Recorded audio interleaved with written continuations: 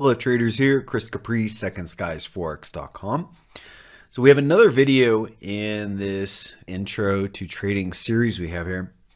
And this is a very important one because it's talking about kind of a foundational approach to understanding price action and order flow. And I think this is something that's often misunderstood. It's often the traditional narratives about price action out there is not really accurate at all. There's no prop firm or hedge fund that talks about price action this way. No bank traders. But through really good marketing, there's been kind of this really strange narrative that's been put out there. And coming from my institutional experience and working as a broker on Wall Street, working as a hedge fund trader, we have a completely different approach to understanding price action and order flow. So this is a super important video, and I want you to really pay attention to what we're talking about in this video.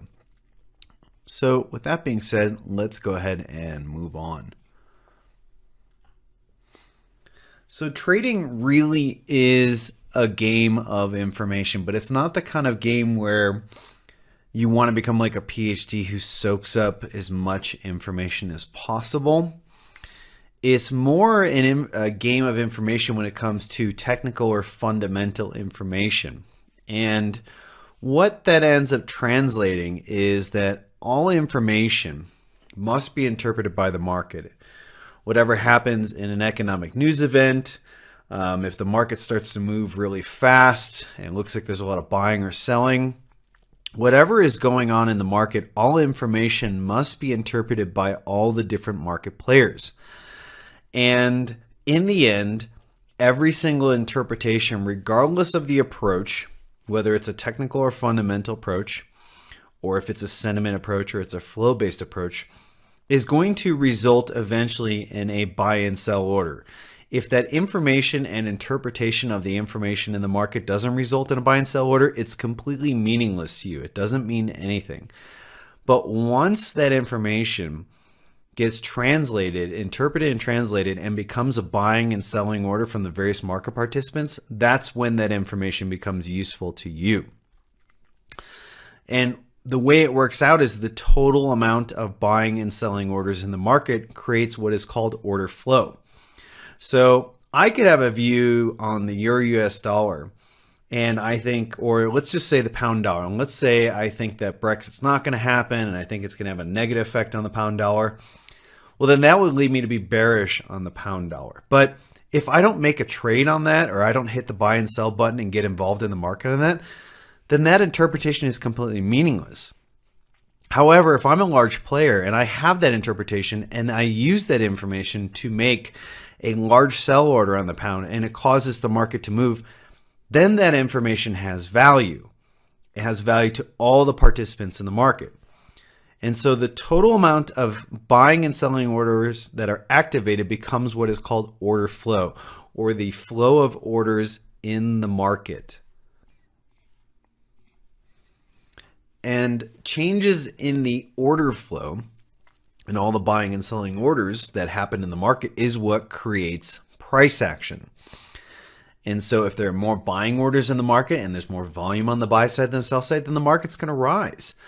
And the opposite, do the opposite and the market's going to sell. We are directional traders. We think the market's either going to go up or down and we want to profit from that direction.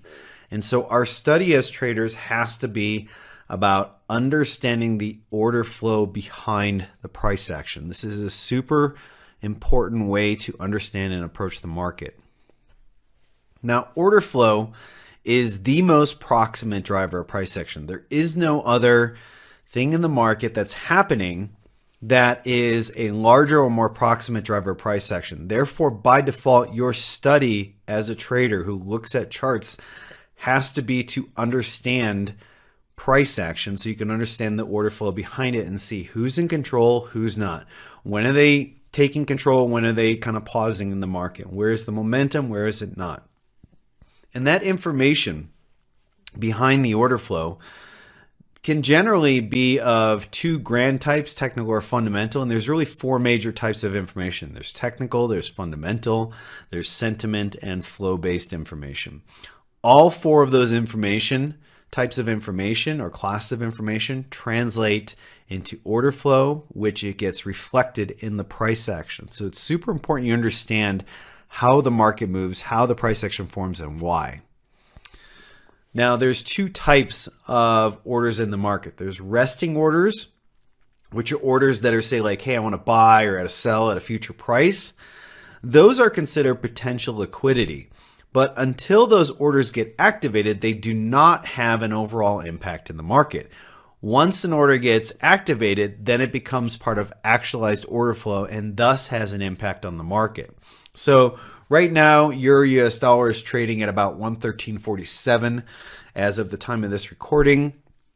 If I have an order to buy at 110, nobody's paying attention to that market. Even if it's a really large order, the market's looking at it and saying, like, look, that's hundreds of pips away from the market. That's not really that important right now. But if I place that same order 5 pips under the current market, then people are going to start paying attention. And once that order gets filled, then the market's really going to pay attention because it's going to have an effect on the market. So it's important to understand that ideas and interpretations and orders in the market don't mean much until they become actualized and activated. Once they do, they become part of the actualized order flow and thus have an impact upon the price action.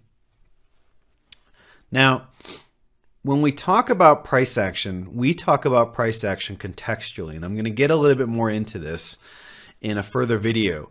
But the general narrative that you hear from most of these kind of marketers, which are really more marketers than traders, is that you should be trading candlestick patterns like engulfing bars and, inside bars and fakies and pin bars and all that. But the thing about it is that no professional prop firm or hedge fund talks about price action that way. You can walk into 100 of those firms, hear them talk about price action. Nobody's going to mention those words, which should tell you what they think of price action and how price action is really viewed by professionals.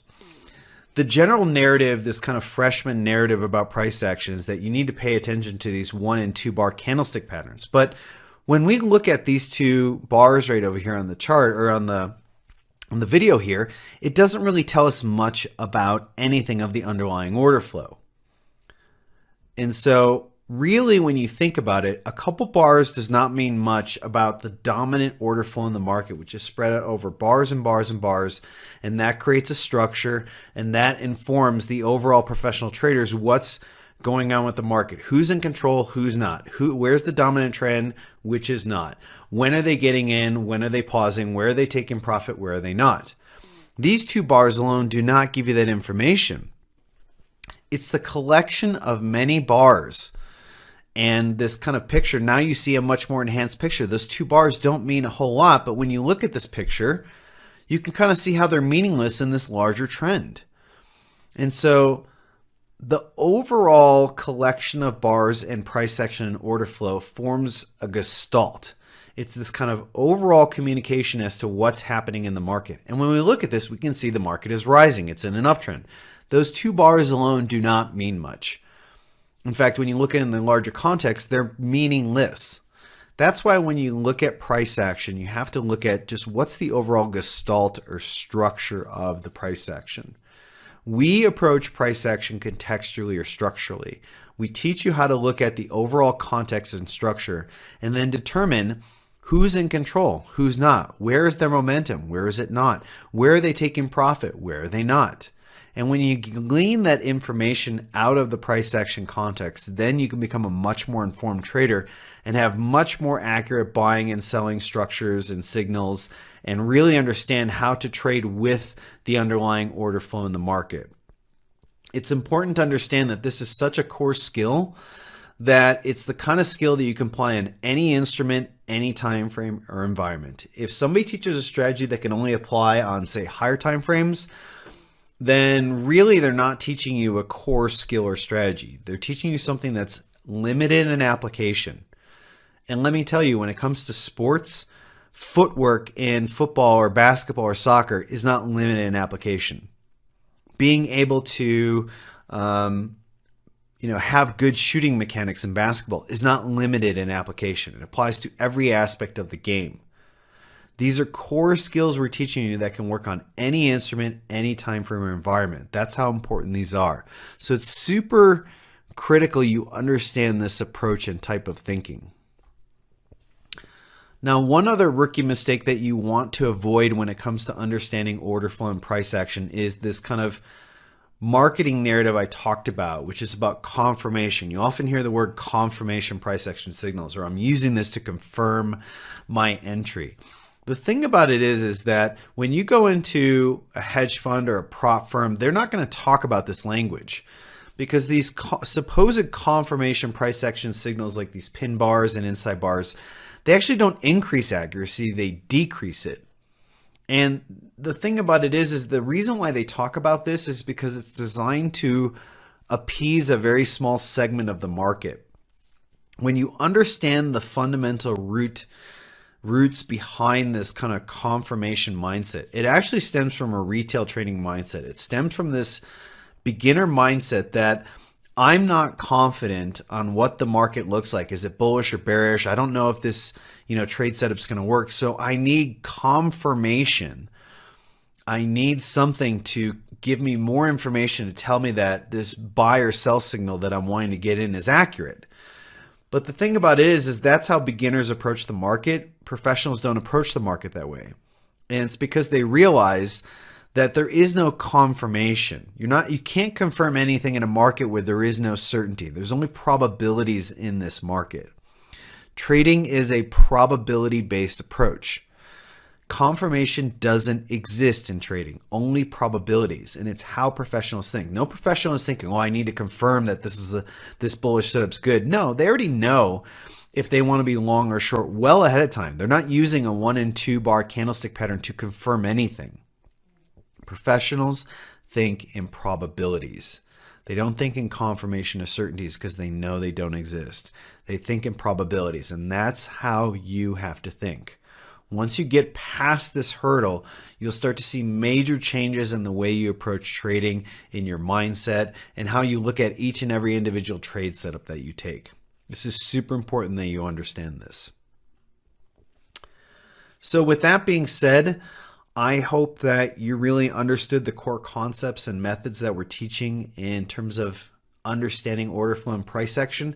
This is really critical because once your mindset really adopts this as a way to approach trading, order flow, and price action, it shifts your perspective forever.